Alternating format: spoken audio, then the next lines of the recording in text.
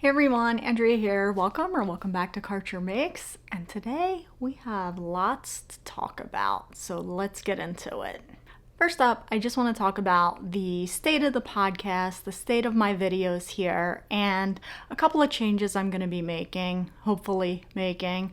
So first things first, normally when I record these, I do them on Fridays after work or Saturdays, and then I spend the rest of Saturday editing, uploading for it to be able to go live on Sundays. And what I'm finding is as I have other kind of activities to do on the weekends, chores, house stuff, meeting with friends, going out, that doesn't really fit my schedule, at least right now. So what I'm thinking about doing is shifting my recording and publishing schedule slightly so that I can film on Sundays and then have a couple days to handle the editing, the uploading. For me, that takes at least 4 hours on average, and then putting the videos up later in the week. So if you have an opinion about this, let me know. Do you have a specific time of the week that you like to watch YouTube and knitting videos, or do you just watch them when they go live and you don't really care about their schedule? So first up, let's talk about finished objects, and I do have a couple, and the first is my sock spin from Tour de Fleece. Now, I posted a couple of videos for Tour de Fleece. I posted the prep video where I talked about the maintenance of my spinning wheel. I have an Ashford Kiwi too, and I talked about my desire to want to spin for socks.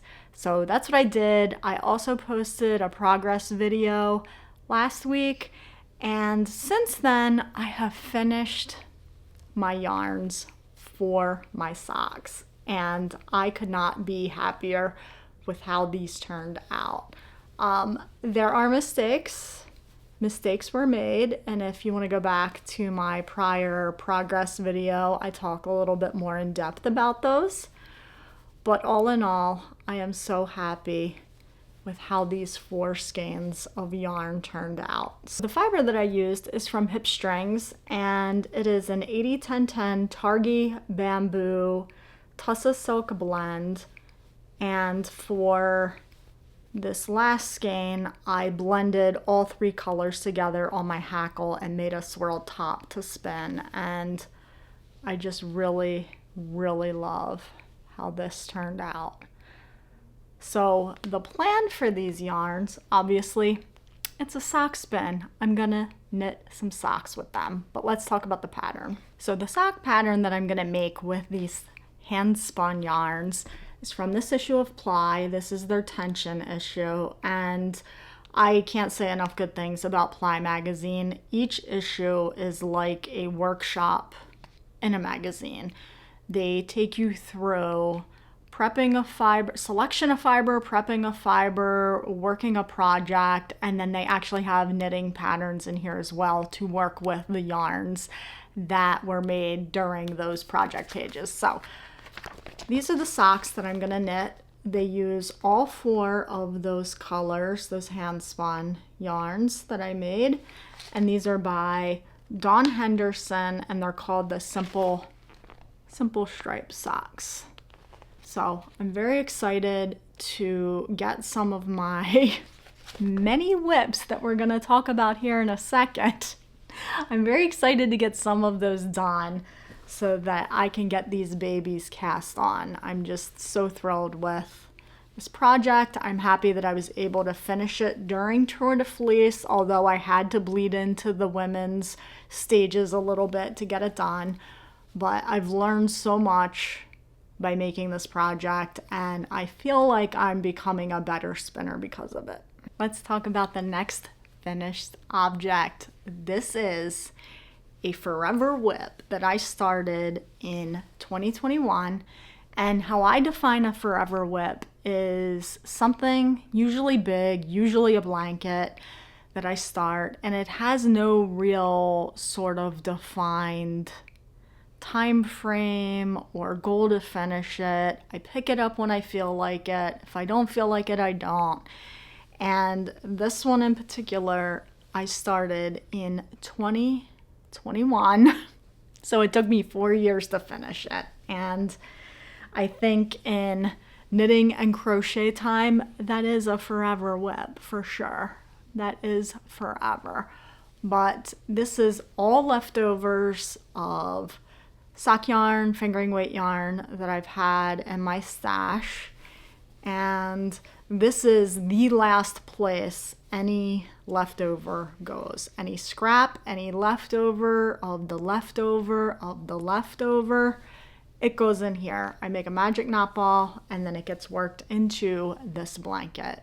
Now, since this is done, I haven't yet decided what to do with my scraps of scraps of scraps now. I'm not sure. I don't know if I will start another one of these blankets.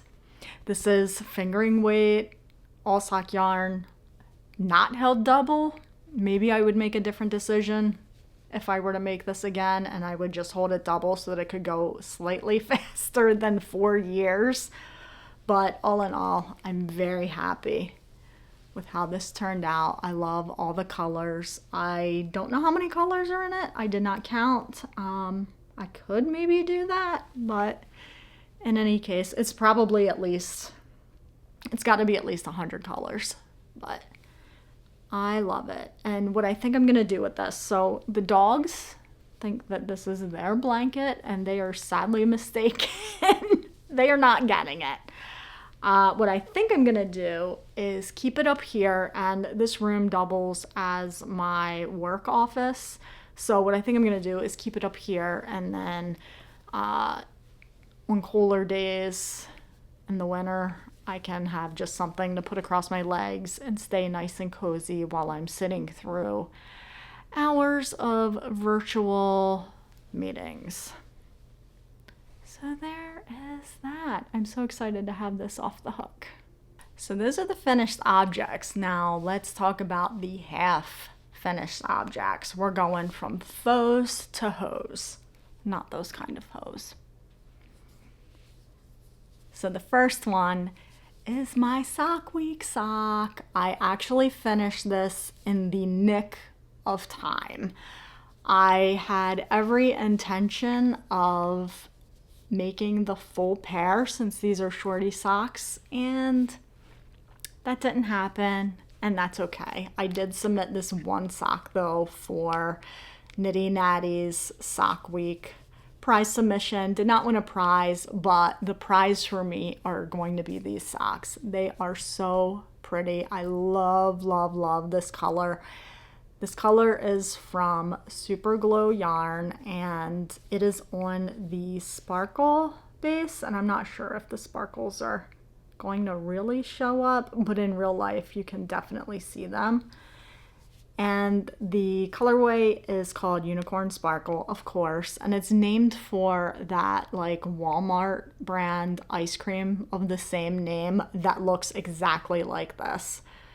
Exactly like this like rainbow explosion, and I'm actually surprised I haven't gotten it yet because I love a rainbow and I love a unicorn. So there's that.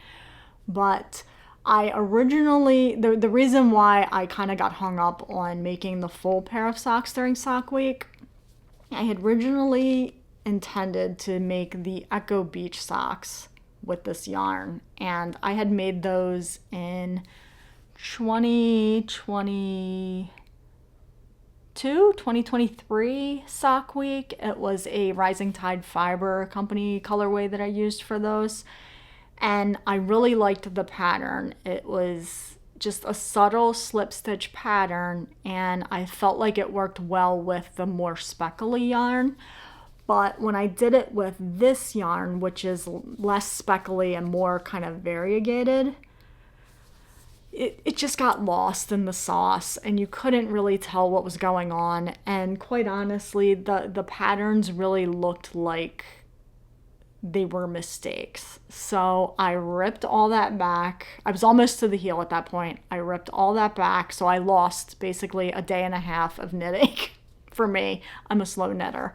So I lost all that time knitting, and then I ended up choosing to go with another stitch pattern out of one of my stitch dictionaries. So I ended up going with this stitch dictionary by Barbara Walker. Highly recommend these. I've talked about these numerous times on here. And I knew I wanted, because again, this is a highly variegated yarn and it's going to lose any sort of detail in the stitch pattern. So I wanted to choose something that was just a little kind of textured, and what I find personally is that slip stitches work really well in those cases. It breaks up the pooling just slightly so that it can highlight the texture really highlights the colorway, and this is no exception to that. So I ended up choosing the Pearl Twist knot. Hopefully you can see that out of this book. And the good thing is that it was a multiple of 4, so it was very easy to incorporate into a 64 stitch sock, which is what I make. And I didn't have to do any math or do any changing of the pattern other than reversing every other row, because these patterns are written for flat knitting, and I had to incorporate it into the round. So when you do that with a flat knitting pattern, you have to reverse every other row. So very simple. I tend to do that on just like a little piece of paper, scrap paper, index card, and I just draw out my little chart. I write it out and then go from there. And if you want to learn more about kind of designing your own sock patterns that way by using stitch dictionaries to incorporate into your knitting, I made a video, I feel like it was last year at this point, about how to make socks, how to make a sock pattern using a stitch dictionary. So go check that out. I'll link it below. So this one is finished, and here is where I am on the second one. I am doing a shadow wrap heel with the mini that came as part of the sock set. I did just that little pop of color at the top. I cut my yarn at the wrong time and had to go back to using the same color again. So now I have extra ends that normally would not exist, which is kind of annoying, but not the end of the world. But here's the color caked up so you can see it. It came with this mini. I love this color. I would really like a sweater in this purple. It's very pretty. And again, it's very sparkly in real life, but I don't know if the camera's gonna cooperate there. So that is the first half finished object. And now here is the second, as soon as I get it on the sock blocker. So I feel like you guys may have seen this in the last regular sit down episode here, but this is also super glow yarn. The colorway is called Picture You, and it's an 8515 sock base. And kind of similarly to what I did with the socks I just showed, I picked a stitch pattern out of a stitch dictionary and just went with it. And this one required no sort of finagling because the stitch dictionary I pulled this from actually gives you the in the round knitting. But these flashed a lot more than the last pair, but I don't mind it at all. I love it. And I just think these are really, really pretty. And again, I'm using for these US 1.5 for both of these, 64 stitches for both. And this one I chose to do an Eye of Partridge heel. And then also, and this is, you're probably not gonna be able to see this very well on the sock blocker. I'll take it off. I'll do one of these numbers. Hopefully this works so that you can see it. So I did the Eye of Partridge heel flap, and then I did a square heel turn. I've used those in some of my first socks I made, and then I just kind of drifted away and was doing other sort of heels in my socks, and then I went back to this, and it fits my foot very well. I have very high arches, and I feel like it fits probably the best, which is ironic that I rarely do it, but I like how it fits. So this first one is all finished, and where I am on the second one is I've finished the cuff and the leg, and now I'm ready to do the heel flap. And I have my little Charm City unicorn stitch marker here. They're fun to watch, Shayla and Heather. So there are these, and once I finish either these or the Sock Week socks, then I'm going to allow myself to cast on the hand spun ones. So let's get into the 2 new WIPs that I've started. Now, I did talk about wanting to start these on the last sit down episode, but I finally started them. And before I really get into the knitting portion, I really want to talk about a purchase that I made. So I purchased the redesigned West Knits project bags. That was a collab between Redesigned and Stephen West. They came out with these really pretty colors. There was purple, blue, green, and then some of the more natural kind of brown and black colors. But I ended up getting the size 9, and I'm pretty happy with it. I was going to do an unboxing for these, but then I thought more about it, and I wanted to have more experience using it before I really talked about it. And I have some thoughts that I'm going to share here now. So my first thought is this size 9 is probably too small for what I wanted. I really wanted something that can hold bigger projects, and it was really kind of hard to tell from the videos. Now, Stephen West did videos on all of these comparing the sizes, but it was kind of one of those things where I didn't want to get something that was too large, but then I also didn't want to get something that was tiny, and I kind of split the difference and got the size 9.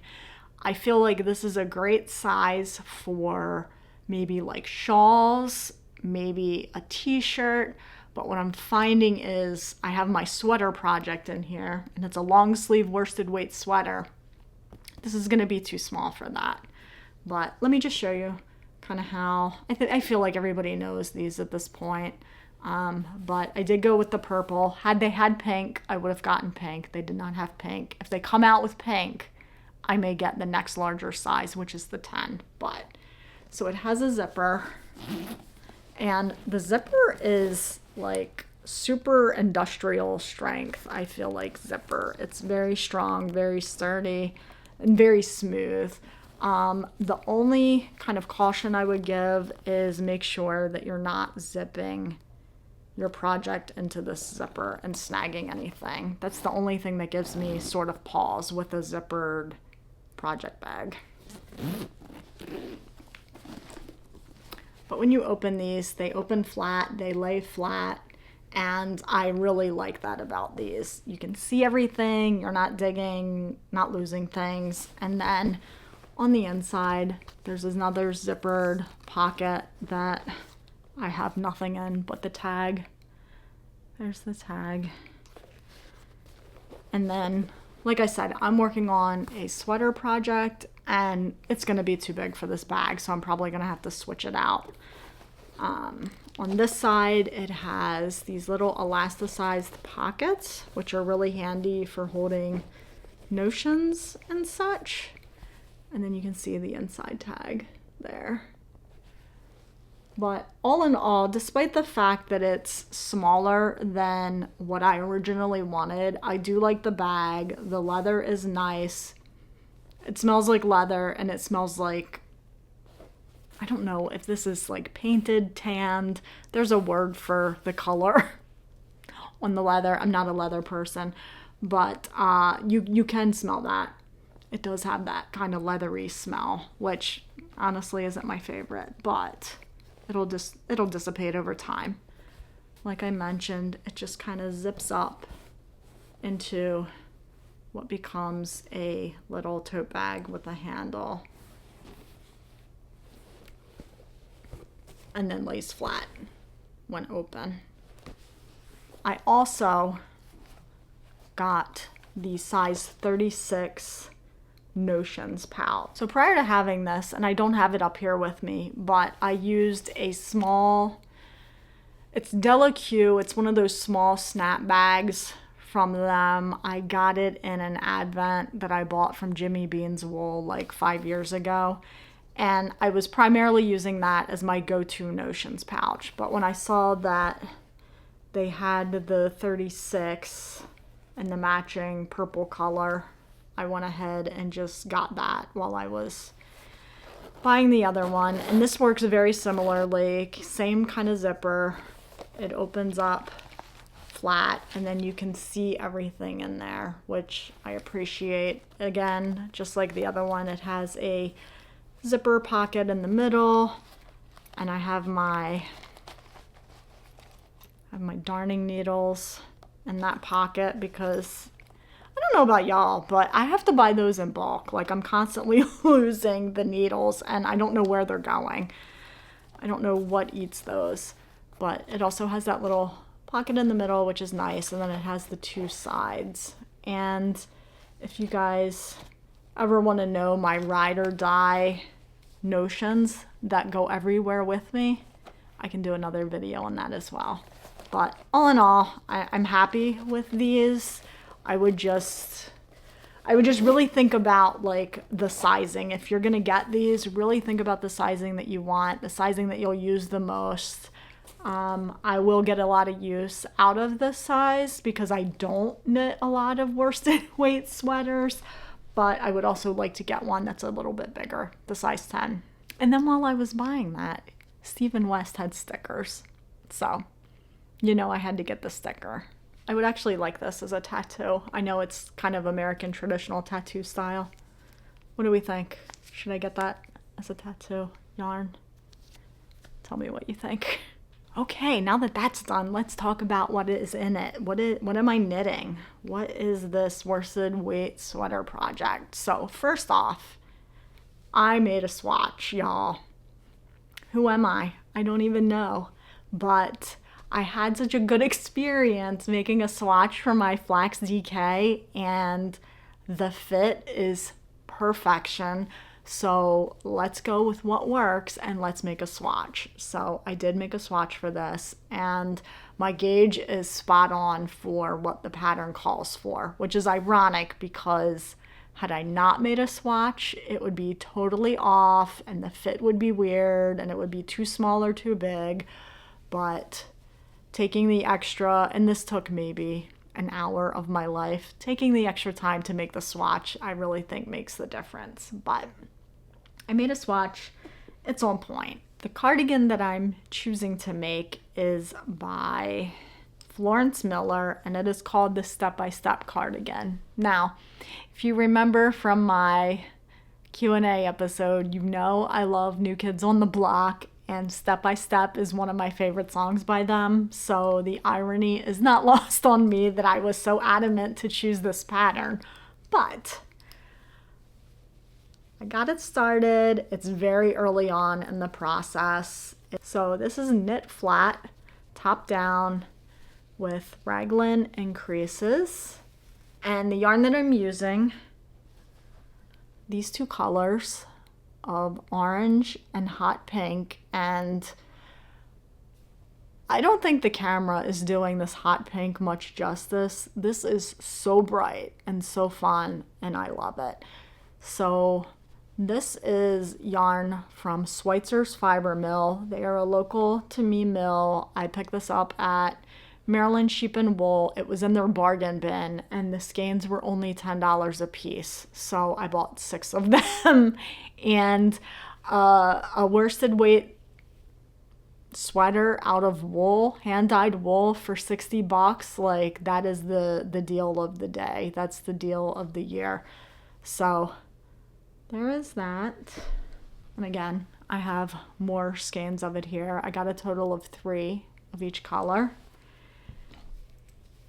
And we're just working our way along on this sweater. I am also making this, and you can see here another Charm City Ewenicorns stitch marker. I am making this as my Charm City Pink Along project with Shayla and Heather of the Charm City Ewenicorns. And I know that they're going to be going to Rhinebeck, and there's going to be a meetup and pictures. I'm gonna send them a picture of me wearing this and be like, guys, Photoshop me in because I'm not going to Rhinebeck and I want to be in the picture. Maybe they'll do that. Maybe they'll indulge me. But this is going to be so nice. I really like how these colors are working, and I'm just choosing to do really wide stripes. I just started the second pink stripe here.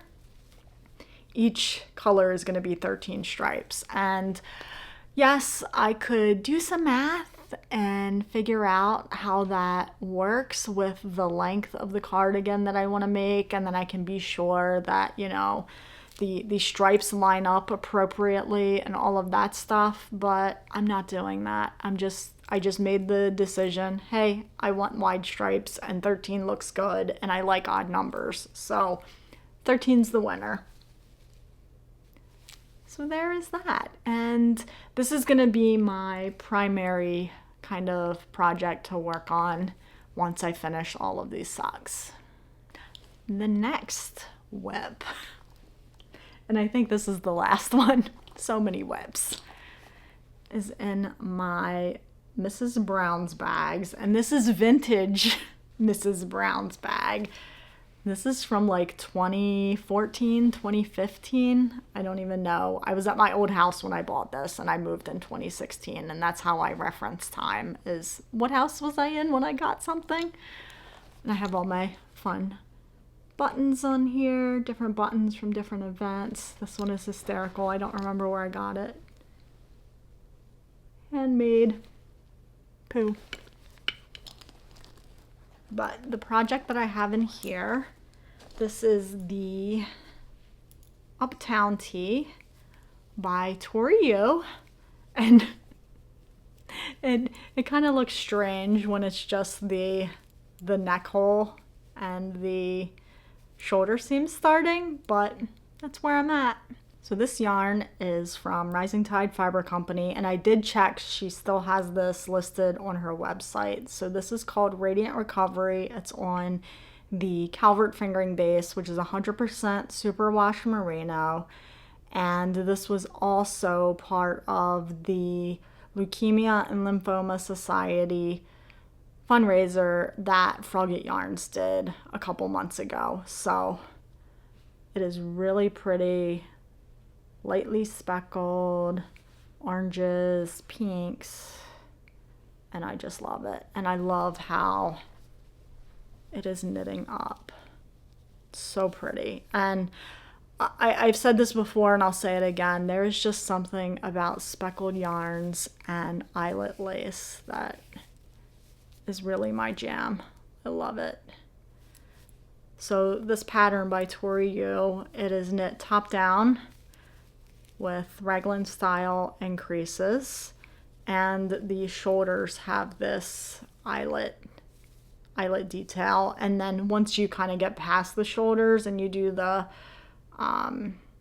you join it together for the body, then it's just stockinette after that. But I feel like these eyelets really add some interest to an otherwise plain kind of t-shirt pattern.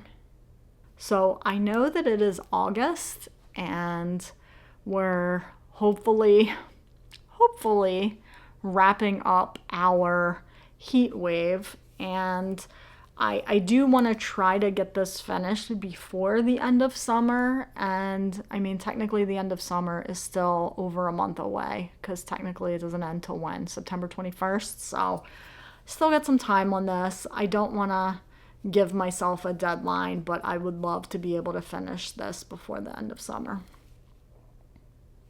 So I do have one acquisition that came in a couple weeks ago. It is the final installment of the Warm Hug Club by Fibernymph Dyeworks, and normally I open these on here so that we can see them both at the same time, but I couldn't wait. I really wanted to see what it looked like, so I went ahead and opened it, and here it is. How pretty is this? So, like I've mentioned the past couple times, the Warm Hug Club was an every other month club for 3 installments. So this is the final one. They're all self-striping, and I chose to get them all on the Strong DK base, which is a 75/25 merino, superwash merino nylon blend. And there's the tag if you're so interested.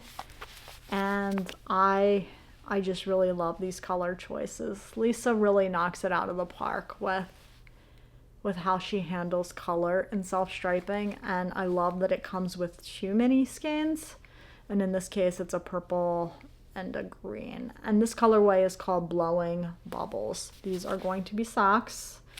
I don't know when I'm going to cast them on because I feel like it's like Sockapalooza right now with sock week, and then the Tour de Fleece socks, and then my other Super Glow socks. So not really sure when this is going to be cast on, but when it is, it's definitely going to be some socks.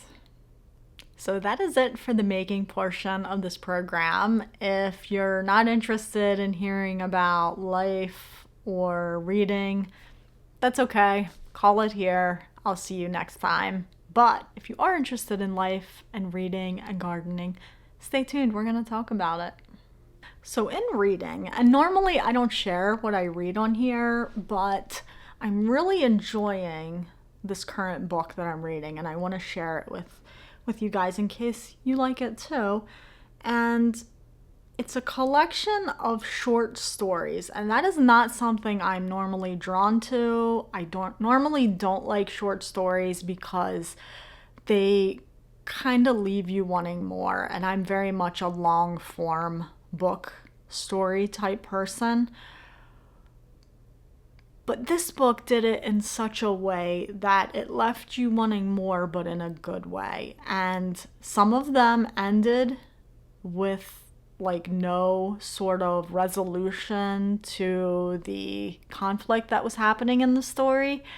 And normally I wouldn't love that, but it really kind of helped me think about the characters in the story and some possible outcomes. And I don't know, it just feels different for me than normal short stories. So what am I talking about? The book that I'm talking about is, and I'm hoping that this isn't a total disaster, I'm trying to show you on my phone, but it's Curtis Sittenfeld, and it's called You Think It, I'll Say It. And I'm about, I think, 80% of the way through the book, and so far most of the stories are about relationships, either with partners, with children, with family members, with friends. And as somebody who's a woman of a certain age, I find it to be interesting to read about those sort of themes in life, and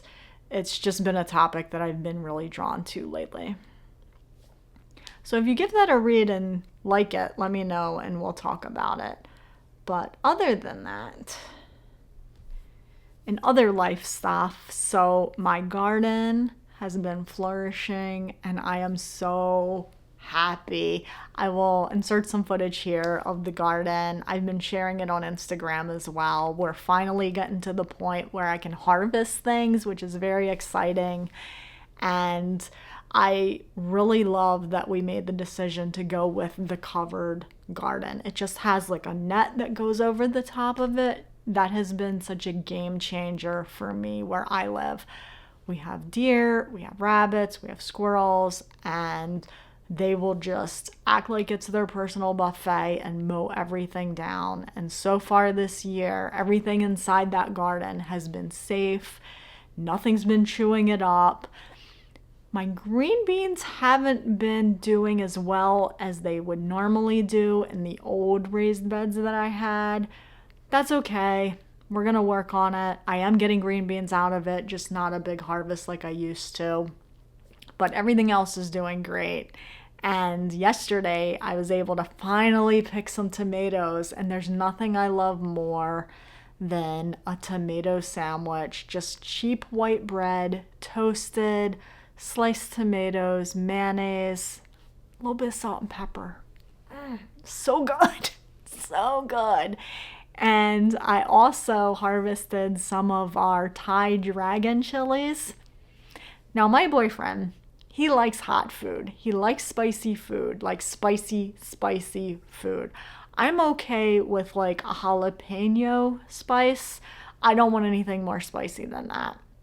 So I'm growing these Thai dragon chili peppers for him, thinking, oh, they're going to be like his level of spice that he likes. And I got 3 that were ready to harvest, and I kind of chopped them up. I was going to put them in the food, but I was like, hey, you maybe want to like try a little piece of this before I put it in the food and we eat it. And he's like, it's fine. And I'm like, no, I really want you to try this, because if it's too hot, I don't want to eat it. So I gave him like the tiniest little piece, and it was so hot. He like beelined to the fridge for some milk. He was eating ice cream to cool his mouth off. And I don't know, I just thought it was funny that he likes spice, but these are apparently way off the chart of spice for his level of comfort. But other than that, I have some shishito peppers too that are almost ready to harvest. My anchos, poblano peppers, I kind of interchange those terms. That's probably technically inaccurate.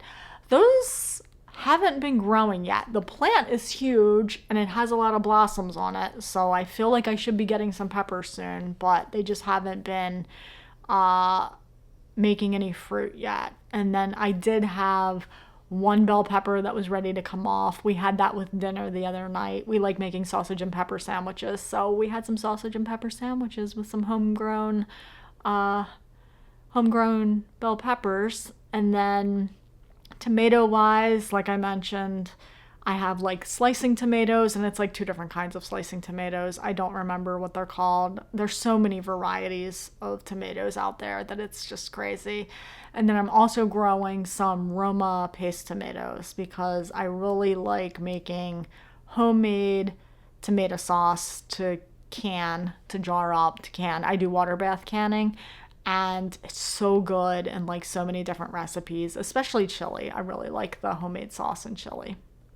So that's been what's going on in my garden. And the kind of only other thing that's really going on here, work has just been like nonstop, crazy nonsense. And I'll just leave that there.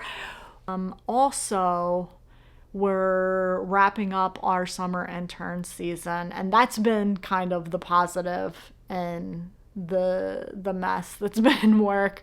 I've always had good experiences with interns that come into my company and come into my team. I've hired several of them back full-time as employees, and just the energy they bring, you know, they're willing to learn, they ask the right questions, they don't act like they know everything, and I find that enjoyable.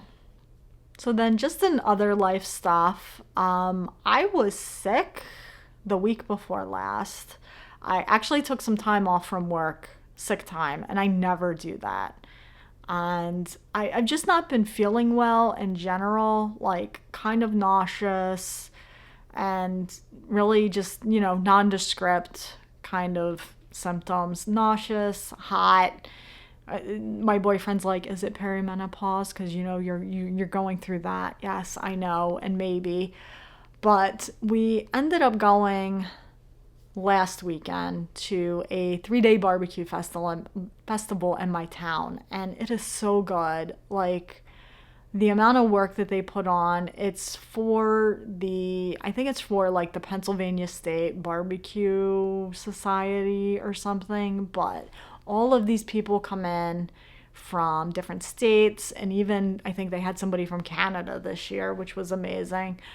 And, you know, they make their food, and on Fridays they have like the wing judging. On Saturdays they do pulled pork judging, where we, the people, can eat the food and judge it and pick who we like and vote and all of that stuff. Well, when this was going on last weekend, the heat here was out of control. It was a heat index of like 104 that Friday. I took the day off. I did some stuff around the house, and I guess I did not hydrate enough during the day before we went. So when we went, I actually passed out from heat exhaustion. And thank goodness, like my boyfriend and my friends that we were with, my boyfriend was a Boy Scout. He was like one project away from being Eagle Scout when he was a kid. But they knew what to do first aid wise. And like, I was passed out for like 5 minutes. It felt like 5 seconds. He asked me after the fact. He was like, how long do you think you were out for? And I was like, I don't know, 5 seconds. And he was like, it was 5 minutes. So I don't remember any of that. I just remember feeling kind of sick to my stomach, and I was like, hey, walk to the bathroom with me. And then I woke up in a chair, and there was a lady with like one of those electric fans on me. There was a gentleman who had like a bigger electric fan, battery powered fan, kind of pointed on me, and they were kind of putting cold compresses on me. I didn't need to go to the doctor. I didn't go to the hospital, none of that. I was fine after the fact. I felt a lot better after I started drinking some water. So I'm 98% sure that's what happened. But I do have a follow-up with my regular family doctor next week maybe about it. But let that be a cautionary tale. If you're going to be going out in this extreme heat, like hydrate. And we knew this because my boyfriend had actual heat stroke, like real full-blown heat stroke a few years ago. So we kind of knew this was going to happen, and I don't know why I just didn't hydrate more before we went. And that is definitely a hard lesson learned, and I will definitely do better next time. But the good news is I got a new water bottle because of it. Like, let's look on the bright side, y'all. I ended up getting this new water bottle. How fun is it? Of course it's pink because I love pink, and I now carry this with me everywhere, and I make sure that I'm drinking more water than I normally do. So all that to say, I am ready for fall. Fall is mere weeks away, and I really can't wait for the cooler weather. Summer is not my jam. I know a lot of people like fall for various reasons. I just need it to not be 100 degrees outside every day, and that would be amazing. I'm also excited for fall, for all the fall making that is to come. I have some socks planned. Of course, there's always socks planned here in my life. There's always going to be socks. But I also want to work on some more cooler weather garments. Now that I've made a few t-shirts, I have a t-shirt on the needles now. I do have this worsted weight cardigan on the needles, but I want to make some more pullovers too. And I know that knitted vests are like a hot item right now. And I can honestly say I don't own any vests at all. But I think that might be fun to make a vest. So if you are still here listening to this, leave a comment below. Share with me your favorite hand knit vest patterns. I know there's a lot of them, but help me pick something that would be super cute over like maybe a button down top or like a long sleeve t-shirt. That's kind of like what I would be interested in making and wearing. So this is it for this week. Thank you so much for being here. Thank you for watching. Be sure to like and subscribe for more. I am going to, like I mentioned, put this up probably later this week. I'm filming this on Sunday. It'll go up later this week. And I'm going to try to get into a more regular cadence with videos. I know I do an every other week situation now, but I would really like to get to a more weekly standard schedule with it. So hopefully that can happen. Hopefully life and work cooperates, and I really want to bring you guys more fun creating content to enjoy. So I will hopefully see you in the next one. Thank you again for being here, and until then, happy making!